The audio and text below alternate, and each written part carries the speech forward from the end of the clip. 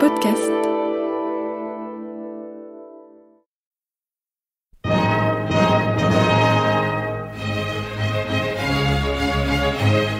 Bon baiser de partout. Une émission secrète de...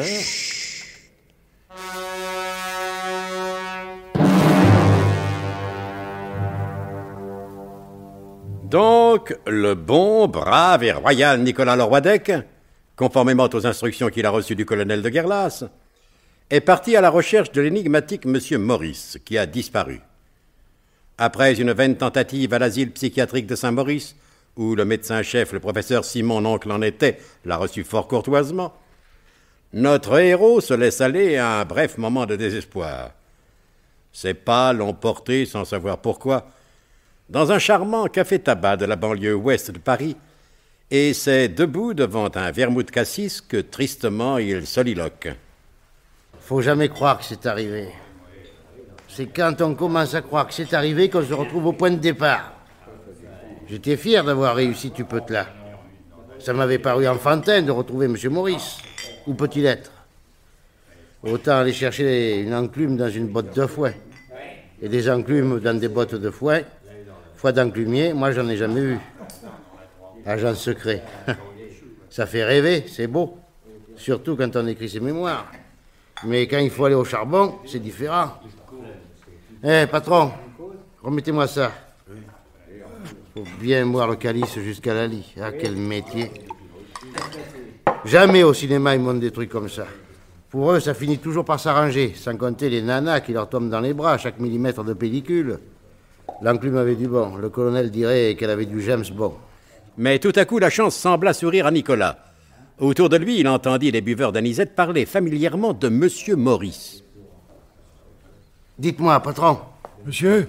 C'est pas ma faute si j'ai entendu sans écouter, mais il m'a semblé que ces braves gens parlaient de Monsieur Maurice. Ah bah c'est bien naturel, dans le pays tout le monde parle de Monsieur Maurice. Et pourquoi tout le monde parle de Monsieur Maurice? Bah parce qu'il habite ici, parbleu. Vous le connaissez, vous? Moi, bien sûr que je le connais. Je le rencontre souvent le matin quand il va se promener, il passe par ici, c'est plus court pour aller dans les bois. Et vous lui parlez? Naturellement que je lui cause. Et qu'est-ce que vous lui dites? C'est une question, je dis bonjour Monsieur Maurice. Et patron, faites attention à ce que vous allez me répondre. Oui. Je ne peux pas encore vous dire pourquoi, mais c'est très très important. Quand vous lui avez dit « Bonjour Monsieur Maurice Oui. » vous lui dites rien de plus? Bah si, des fois. Qu'est-ce que vous lui dites? Bah comme il passe par la salle du café, je lui dis comme ça, vous désirez quelque chose, Monsieur Maurice? Oh, c'est vrai. Vous lui dites vraiment ça? Bah oui, je voulais que vous le disiez. Prenez un verre avec moi, patron, et servez-moi un autre, un double, celui-là. Oh, c'est trop beau, j'arrive pas à y croire. Vous lui dites « Bonjour, Monsieur Maurice, vous désirez quelque chose, Monsieur Maurice ?» Oh non, mais c'est pas vrai. Ah, mais si, c'est vrai, dites donc, je vous permets pas de me traiter de menteur. Non, c'est pas ce que je voulais dire. Alors faites attention à ce que vous dites. Ne vous fâchez pas, patron, c'est très important. Je vous l'ai déjà dit, et si vous répondez bien, faites-moi confiance, vous n'aurez pas affaire à un ingrat. Dites-moi, vous, monsieur, vous seriez-il pas un peu par hasard... Non, que croyez-vous que je suis? Vous seriez-il pas par hasard un gars d'une émission radio? Ou un bidule avec la caméra invisible? Non. C'est que vous savez, ici, c'est pour la campagne, hein, on est pas loin de Paris. Mais non, patron, je suis pas Léon Zitron. Là, je vous le jure. Bon. Mais ce que je vous demande est très très important, non seulement pour moi, mais pour la France. Ah. Bon, bah alors si vous n'êtes pas de la télé, c'est que vous êtes un vrai dingue. Mais ça fait rien, moi les dingues, je les aime bien. Et puis ça fait marcher le commerce. Je suis un dingue, si vous voulez, ça m'est égal. Mais répondez-moi, quand vous voyez Monsieur Maurice, que vous lui avez dit bonjour Monsieur Maurice, et que vous lui avez demandé... Vous désirez quelque chose, Monsieur Maurice? Oui, c'est ça. Et que vous lui avez demandé, vous désirez quelque chose, Monsieur Maurice, qu'est-ce qu'il vous répond? Qui? Monsieur Maurice? Oui, Monsieur Maurice, qu'est-ce qu'il vous répond? Eh ben, il me répond, rien, je passais. Eh ben, qu'est-ce qui vous prend, monsieur? Quelque chose qui passe pas? Oh, non, ça va très bien. Ah, je vous remercie. C'est la joie, j'ai avalé de travers, c'est la joie. Vous ne pouvez pas comprendre. Ah bah merci, dites tout de suite que je suis idiot. Oh non, patron, vous n'êtes pas idiot. Et je vous promets de tout vous expliquer plus tard. Pour le moment, je suis pressé. Enfin, nous sommes bien d'accord. Il s'agit bien de Monsieur Maurice, à qui vous dites bonjour Monsieur Maurice, et à qui vous demandez s'il désire quelque chose. Et qui vous répond, rien, je passais. Nous parlons bien du même Monsieur Maurice. Mais d'où qui tombe celui-là? Il y en a qu'un, Monsieur Maurice. Oui, on dit ça, mais moi aussi je croyais qu'il n'y en avait qu'un de Monsieur Maurice. Et puis depuis, mais ceci est une autre histoire, ça fait rien. Puisque Monsieur Maurice habite le pays, connaissez-vous l'adresse de Monsieur Maurice? Naturellement, c'est la propriété à côté. Ah, bon, tenez, patron. Prenez ce billet de 500 nouveaux francs. Gardez la monnaie, ce sera pour le petit personnel. Eh ben, Monsieur Maurice, il nous avait pas habitués à ça, hein.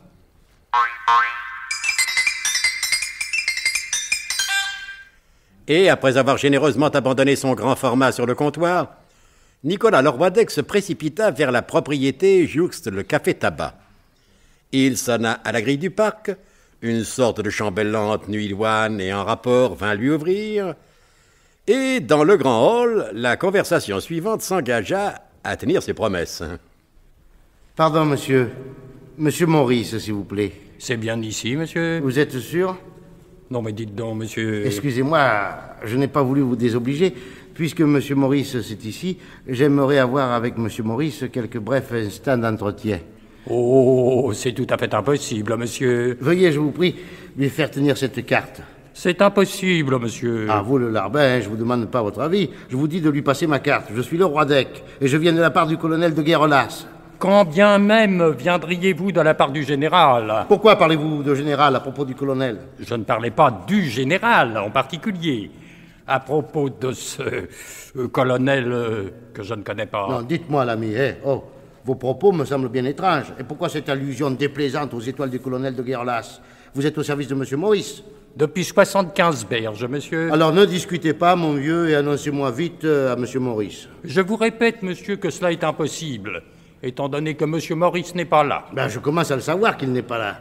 Alors pourquoi insistez-vous, monsieur? Dites-moi au moins où il est, si vous le savez. Bien sûr que je le sais. Sinon, comment ferais-je pour lui faire suivre son courrier? Ah, parce que vous lui faites suivre son courrier. Mais naturellement, monsieur. Et actuellement, si vous avez quelque chose à demander à monsieur Maurice, le plus simple est encore de lui écrire. De lui écrire? Tiens, mais c'est vrai, ça. C'est pourtant fantin comme solution, et personne n'ose dire qu'il n'y avait pensé. Alors, vous croyez que je peux lui écrire? Mais naturellement, monsieur. Bon. Où est-il en ce moment? En ce moment, monsieur Maurice, en sa qualité d'ambassadeur français itinérant international, est actuellement en tournée de propagande en Amérique centrale. Eh ben, vous voyez, on en apprend des choses en venant ici. Personne au SDUC ne savait que monsieur Maurice était ambassadeur. Oh, monsieur, c'est un titre tout à fait officieux. Mais oui, officieux, comme tout ce que fait monsieur Maurice. Et vous ne savez pas quand est-ce qu'il rentrera d'Amérique centrale? Si, monsieur, il sera là le 23, et le 24, il s'embarque pour l'Extrême-Orient. Primitivement, il devait aller en Amérique du Sud, mais les renseignements... Les renseignements. Oui, les renseignements que nous avons reçus n'étaient pas très favorables. Il paraît que là-bas, ce n'est pas le Pérou. Bon, eh ben, ça fait rien. Le principal, c'est qu'on sache où il est actuellement. J'ai, au jour le jour, marqué sur un agenda les villes où il se trouve, les hôtels où il descend et les théâtres où il se produit. Les théâtres?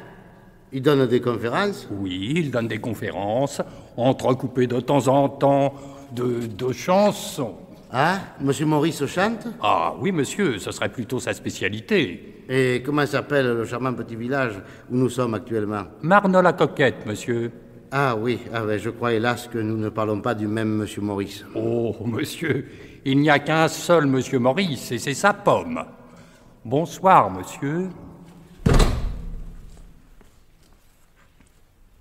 Eh oui, ainsi va le monde. À chacun son monsieur Maurice. Mais moi, personnellement, ça n'arrange pas mes affaires.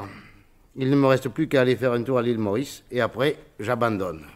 Je rends mon enclume au colonel de Guerrelas.